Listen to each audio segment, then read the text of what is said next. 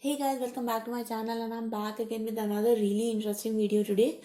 Today guys, we are going to have an introduction to widgets in Flutter. This is mostly going to be a theoretical video guys. We are going to understand what are widgets, what are the different type of widgets and how we can use them. But before I start with the video guys, I just want to request you that if you have not yet subscribed to my channel, then please do subscribe and hit the bell icon for future notifications of more such programming and coding related videos. Let's get started now. So guys, basically, if you are familiar with any object-oriented programming language like Java or Kotlin, we know that in object-oriented programming language, everything is an object, okay? Just like that, in case of Flutter, everything is a widget. What is a widget? Widget is like a UI component, okay? So if I show you this Flutter demo here, this was a small Flutter project which we created in our previous video. So please do check out those previous videos in my playlist to know how we created this project. So you can see here that in this demo project, we have just got a whole web page. So we can say that this whole web page itself is a root widget and all the little things inside it. For example, this title, for example, this small text field, everything inside it is sort of a child widgets, okay? So we can say that in Flutter, everything is a widget and widgets are a UI components, okay?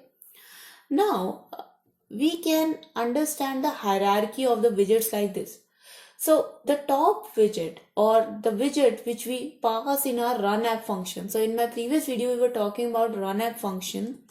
If I show you the code of Flutter here, you can see that in our main method, we always call a function called as run app, and the widget which we pass in the run app function is our root widget. Okay, so that's the hierarchy of widgets here. First we have our root widget, and inside this root widget, you can see that we have got a build method. Okay, so root widget is a UI component and it is always extending a stateless widget because this is purely UI component and you don't want it to change its value on the basis of the state.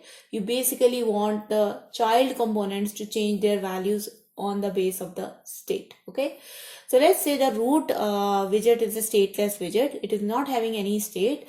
If it is a stateless widget guys, then they will always be having a build method overridden. Okay, now the build method is responsible for rendering the UI of the widget. Okay, now in this build method we will always pass a argument called as build context, and you can see that this build method is further returning another widget called as material app. Okay, so you can see if I go to the diagram, we have got our top level widget, the root widget.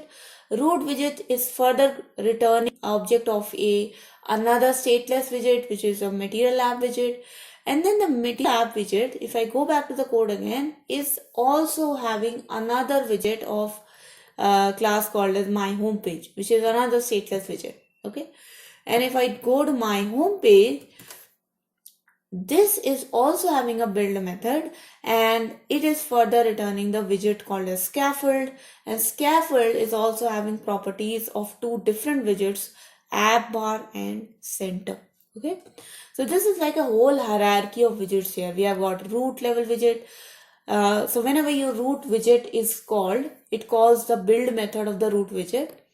Now the build method of the root widget is further calling the build method of the child widget, which in our case was my home page, and then furthermore, so as much nested children you have, their build method will keep getting called in a particular hierarchy. Okay, obviously guys, if it is a stateless widget, so for example in this case, if my home page was not a stateless widget, if my homepage was a status widget, the method which we have to override was a build method, and the build method gets called because it has to render the UI. But if it is not a stateless widget, if it is a stateful widget, then there is another method which we override, which is called as create state. So create state method is actually called when we try to incorporate a stateful widget into our UI.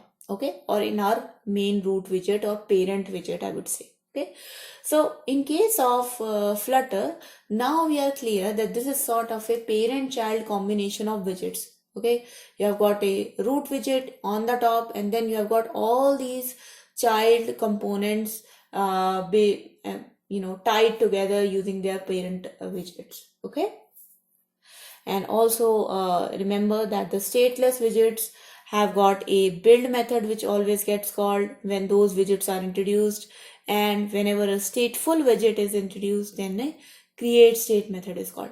Okay, so now we are clear with this part. Now, types of widgets. Now we know that broadly there are two types of widget. One is a stateless widget and one is a stateful widget. Okay, stateless widgets, they don't need any state, they do not change on the basis of any dynamic values. Stateful widget maintain a variable called as state, persist that variable, change their behavior on the basis of that state variable. Okay, so we know that much now, but there is a further hierarchy of widgets. There is a further categorization of widgets. So we have got a platform specific widgets, we have got our layout widgets, state maintenance widgets, and platform independent or basic widgets.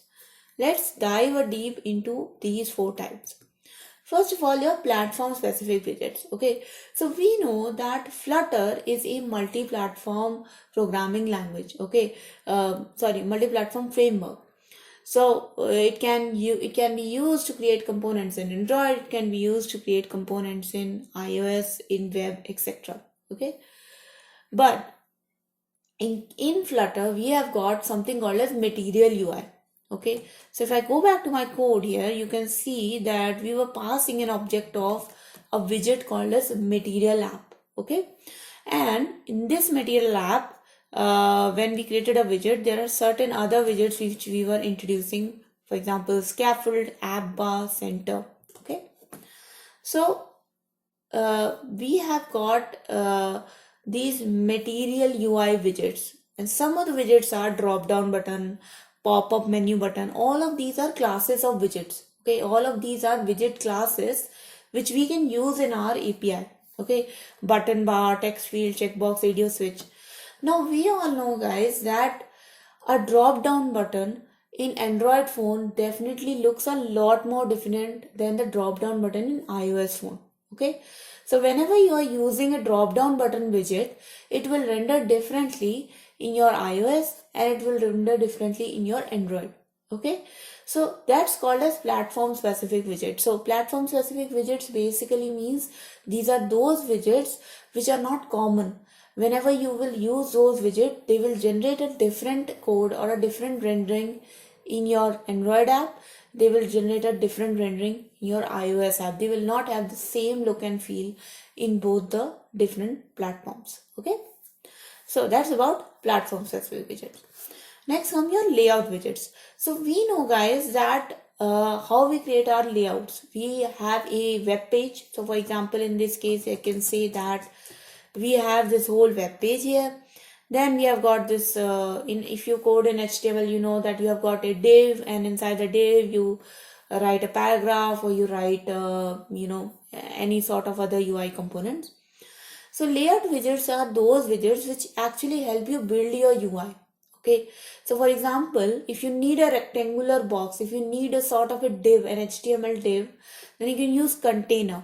Okay, container gives you a space. It gives you basically a space, and inside this container you can have as many components as you want. Okay, then you have got center. A center widget is those widgets, like whatever content you will mention inside the center widget, all those material will always come in the center of your screen, or in the center of that widget. Okay, then you have got row widget. So if you want to arrange the children of this widget in a horizontal direction, then you can use row widget, and whatever children you will put in that, they will all be arranged in a horizontal direction. If you want to arrange all the children in a vertical direction, you can use column widget.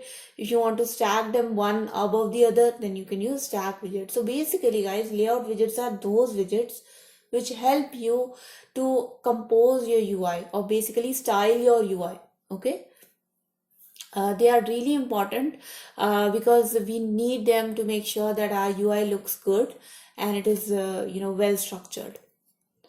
Now we have got a state maintenance widget. So state maintenance widgets are basically same as stateful widgets, guys, which I have already explained you before, that either the widget could be a stateless widget or a stateful widget. So unlike stateless widgets, guys, the stateful widget actually contain an object called as state, and they also override a method called as create state. Okay. So what happens is that whenever the stateful widget is introduced, you are calling a method called as create state, and this create state method is responsible for persisting that state throughout the application lifecycle. So whatever changes will be there in the state of that particular object, on the basis of that, the behavior of this widget can change. Okay, so that's the main thing about stateless widgets and stateful widgets. Okay, for example, in the previous demo which we did in our previous video, we created a sort of an incrementer. Right now it's not visible in this Chrome here. Right now this is static, but we basically created a button, and when you click on that button, there was a counter which was incrementing here.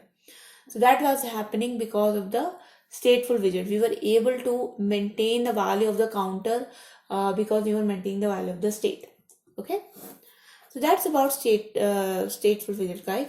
Then we have got platform independent widgets or basic widgets. So there are certain widgets, guys, which basically produce the same code in any platform. So for example, they have got the same look and feel in Android also. So if you write a text in Android, it will look the same in Android also, and it will look the same in iOS also, because the text basically depends upon the font, right? So if you have selected a font like font bold and the font style is Arial, then that font will look same in iOS also, and that font will look same in Android also. So there are certain basic widgets like text widget, like image widget. So an image, the image is going to look same in Android also, it is going to look same in your web also, in your iOS also. So these are certain basic widgets which are common for all platforms. So they are called as platform independent widgets, and one of the example is text, or one of the example is image. Okay, so that was the video, guys. That was about all different types of widgets which we can use, and also an introduction about how the widgets are structured in case of Flutter. What is the hierarchy of your entire application in Flutter? Okay. So guys, I hope the architecture of Flutter is now clear to you. I hope the introduction of widgets is clear to you. And I hope that you are now ready to start coding some really interesting applications in Flutter through our next video. Okay. So if you do like this video, guys, then please do not forget to hit the like button and share this video with your friends. Do subscribe to my channel, hit the bell icon for future notifications. Write down in the comment section below anything you want to say to me, guys. All feedback is definitely welcome. Thank you so much for watching. I'll see you guys in the next video. Until then, take care and bye bye.